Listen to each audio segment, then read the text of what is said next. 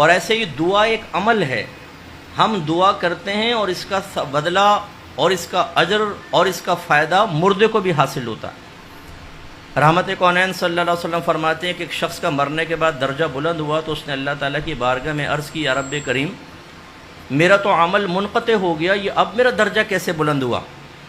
تو اللہ تعالیٰ نے ارشاد فرمایا کہ یہ تیری نیک اولاد نے ابھی تیرے لیے دعائے بخشش و مغفرت کی ہے، اس کا نتیجہ۔ اس لیے ہم اہل سنت کا یہ عقیدہ ہے کہ اگر ہم کوئی عمل کرتے ہیں اور یہ ذہن میں رکھیں، چاہے وہ فرض ہو، واجب ہو، سنت ہو، نفل ہو، مستحب ہو، اس سب کا ثواب ایصال کیا جا سکتا ہے۔ فتاوی عالمگیری میں علامہ ابن عابدین شامی صاحب رحمۃ اللہ علیہ،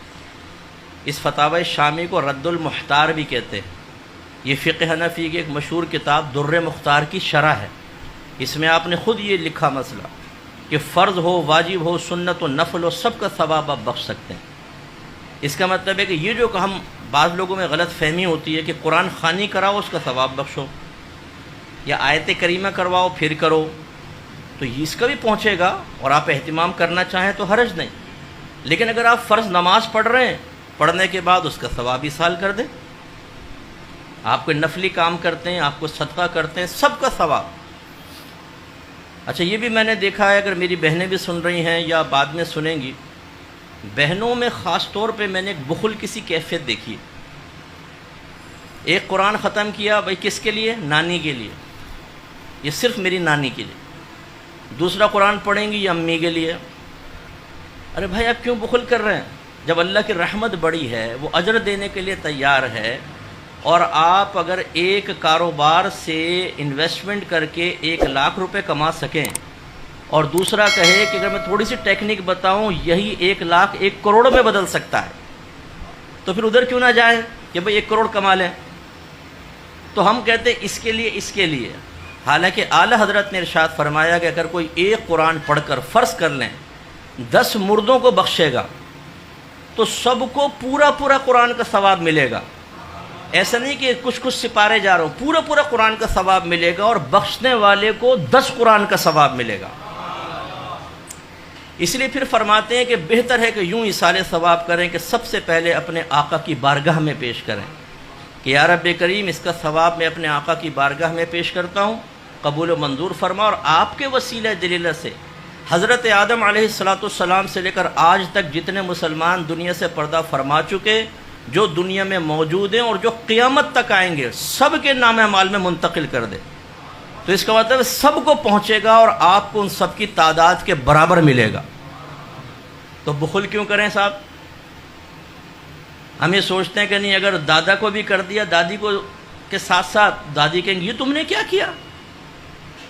ساری زندگی دادا کو برداشت کرتی رہی، تم نے مرنے کے بعد بھی میرے ساتھ کر دی پارٹنرشپ۔ ارے بھائی کریں، کوئی فرق نہیں پڑتا۔ یہ بخل کی کیفیت سے ہمیں باہر نکلنا چاہیے، ہمیشہ وسعت رکھیں۔ اللہ تعالیٰ بڑا رحیم و کریم ہے، ہر ایک کی قبر میں نور اترتا ہے۔ جب آپ ایصال ثواب کرتے ہیں اجتماعی طور پر تو قبور میں نور اترتا ہے۔ حضرت مالک بن دینار رحمۃ اللہ علیہ فرماتے ہیں، میں سفر کر رہا تھا، قبرستان کے پاس سے گزرا تو مجھے ایک نور نظر آیا، تو میں نے کہا لا الہ الا اللہ، ایسا لگتا ہے کہ اللہ نے ان سب کی بخشش کی ہے، کیسا نور نازل ہو رہا ہے۔ تو مجھے ایک غیبی آواز آئی، وہ گویا کہ ایک مردہ کہہ رہا تھا، اس نے کہا کہ یہ نور ایک شخص کے ایصال ثواب کا ہے۔ تو میں نے کہا وہ کیا تھا؟ اس نے کہا اس شخص نے ایک دن وہ اپنے حجرے سے باہر آیا اور 2 رکعت نماز اس طرح پڑھی کہ الحمد شریف کے بعد ایک بار قل یا ایھا الکافرون اور ایک مرتبہ سورہ اخلاص، دونوں رکعتوں میں سے پڑھ کے اس کا ثواب ہمیں بخشا، یہ نور تم اس کا دیکھ رہے ہو۔ تو حضرت مالک بن دینار رحمۃ اللہ علیہ فرماتے ہیں کہ میں نے تہیہ کر لیا، میں بھی اسی طرح ایصال ثواب کروں گا۔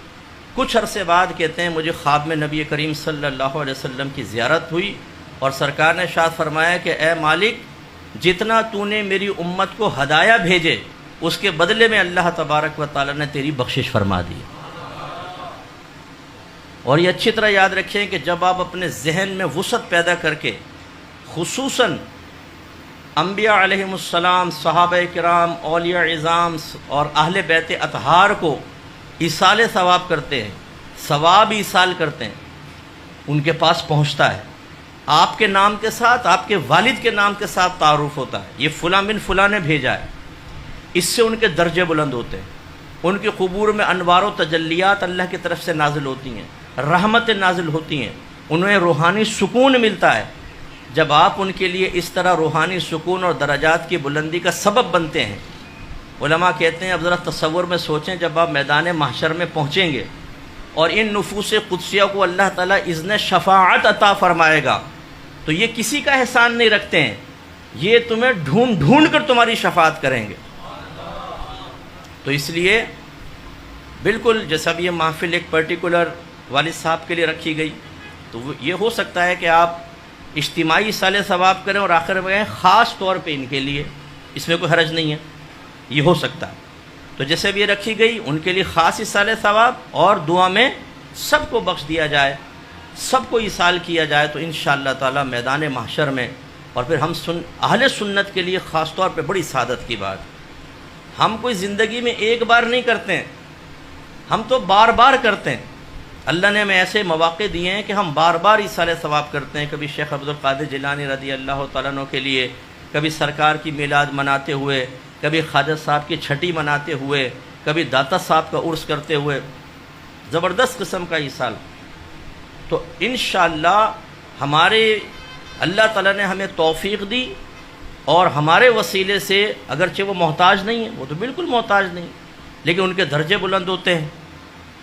تو اگر کوئی ہمیں تحفہ دے اور میں پیسے والا ہوں تو میں اس کو جواب میں دوں گا، اگر میں سخی ہوں تو جواب میں دوں گا، اور فرض کر لیں کسی نے مجھے 100 روپے دیے اور میں کروڑ پتی ہوں تو میں اپنی حیثیت کے مطابق دوں گا۔ تو اب اندازہ کریں کہ ہم ثواب ایصال کرتے ہیں اپنی حیثیت کے مطابق، اور ان بزرگوں کی طرف سے جو جواب آئے گا وہ ان کے درجات کے اعتبار سے آئے گا، وہ ہوگا کہ آپ سوچئے ذرا۔ اس لیے یہ بہت اچھی محفل ہے، اس طرح کی محافل بھی سجائیں، اور ویسے بھی آپ ذہن بنائیں کہ جو کچھ آپ نیک عمل کرتے ہیں رات کو سونے سے پہلے دعا کر لیں، اللہ تعالیٰ جو بھی میں نے نیک عمل کی اس کا ثواب بارگاہ رسالت میں اور آپ کے وسیلہ جلیلہ سے آدم علیہ السلام سے لے کر قیامت تک جتنے گئے، جتنے موجود ہیں، جتنے آئیں گے، سب کو پہنچا دے، سب کو پہنچے گا، اور آپ کے نام اعمال میں سب کی تعداد کے برابر۔